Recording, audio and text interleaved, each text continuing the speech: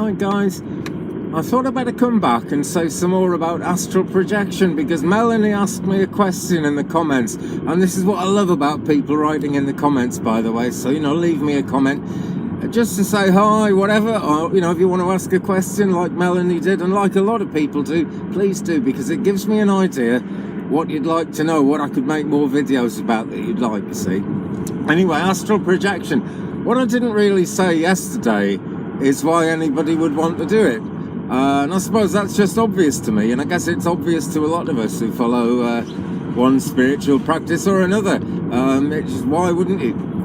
And the thing I want to say to Melanie and to everybody else really is that we all have spirit guides. Mediums are people who've learned to work with them.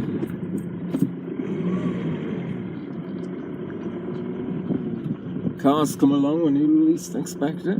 Oh, he's going in there. Right, we're off again, great. So mediums are people who develop a relationship with spirit guides, work with them and pass messages on to other people. There are other ways of working with spirit guides, most definitely. But we've got them around us all the time. When you've had something amazing happen and it seems like a total coincidence, but it's kind of lifted you, saved your bacon that day, saved your life, whatever, but it's something that something that came out of nowhere, a blessing that just fixed everything. That's the kind of thing that our spirit guides are acting on. And we talk about the angels as well. That's very much in the realm of what the angels do. And we can have angels for spirit guides, most certainly. They're always willing to help. And when you go into astral projection, you become aware that there are spirit beings around you who are helping and protecting very strongly. Whenever I come back from a session like that, I always seem to bring some knowledge with me, knowledge that I might not even have been looking for, but knowledge that I couldn't help being able to pick up somehow. I just had to get this in. It's a right-hand drive Chevy, look at that. Chevrolet Lacetti. We'll be getting used to seeing this street. It's a really small village, right? There's only 2 roads in it. We go in, it's a lovely small little place. And it's a small world, they say, isn't it? And no matter how big a town we might live in, no matter how many friends we've got around us, sometimes it feels a fair bit lonely on the spiritual path, just because the chances are we're the only one of our friends who might be doing it, who might be called into it. And as we go further along that path, as we're learning more, we're actually meeting new friends, people who are kind of more into the thing than maybe anybody else that we've known in the past. And I like to hang on to my friends from both sides of that coin. I've still got many friends. I'm on my way to see someone now, actually. I've still got many friends from before I was even a spiritualist. Really important to stay grounded in that sense and, keep this world on course. But yes, it becomes lonely, particularly in the early days, because most of the people I know, if I'd told them I'm going to be a spiritualist medium now, they would have reacted the way I would have reacted if someone had told me it sort of 2 days before, because until it happens, it seems to be impossible. But astral projection is one of the things that made me think, maybe it is possible. And it's one of the things that kind of kept me on the path with the whole thing. So I'm really glad I did it. But it came to me at a time when it was needed. Actually, when I think about it, it came to me about 5 years before I needed it, but I guess maybe it needed to take root or something like that.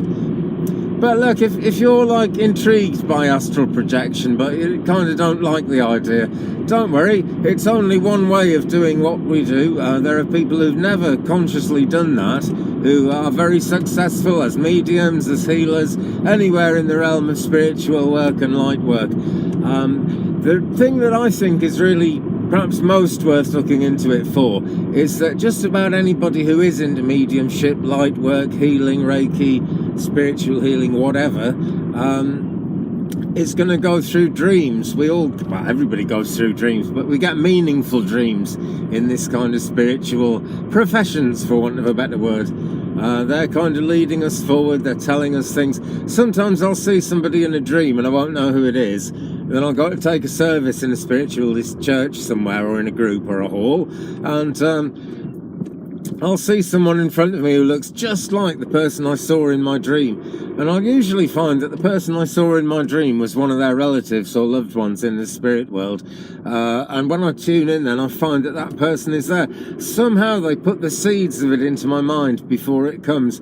So often the way with anything in this kind of work, because it really is all guided, and the further you go with it, the more you'll realise it's guided. But I digress, as I so often do, my friends.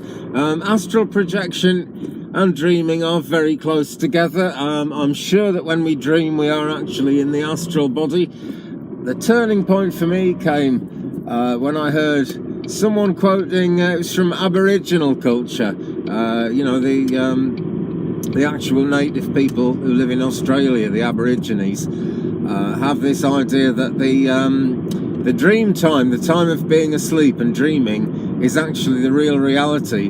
And this stuff here, where we're kind of like we're all on YouTube and driving up and down the road and worrying about money and God knows what else, is actually an illusion. And that is pretty much the conclusion I've reached, actually. I'm really sure that's true now, but you know, we've all got our own view of that, haven't we? I'm sure we have.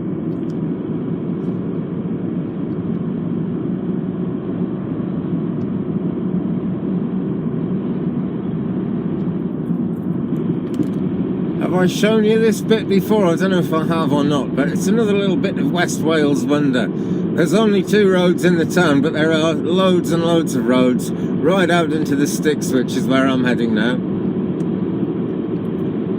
And these 2 lollipop stick things here with diagonal lines on mean national speed limit applies, so I could, in theory, go at 60 miles an hour. Ooh, let's try it. Hey, 60, there we go. That was quick, wasn't it? Ford Mondeo diesel, you see.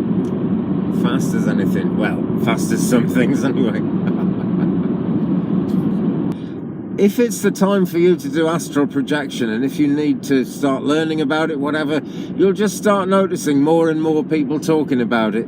You might be drawn to watch this video, and then don't just do it off the back of this video. Wait and see. Other people will mention it. You'll keep noticing the word astral, or the whole astral projection thing, again and again, because once the universe wants to draw you into a thing like this, it doesn't leave you alone. It's the angels, don't fear it. Go with the flow is my advice, but wait till someone else has mentioned it, because it is not absolutely essential. It just helps, and it helps a lot. I'm just going to reverse in here, because there's something of the large tractor persuasion coming towards me.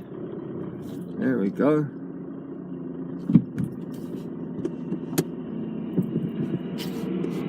And there it goes, heaving away behind me.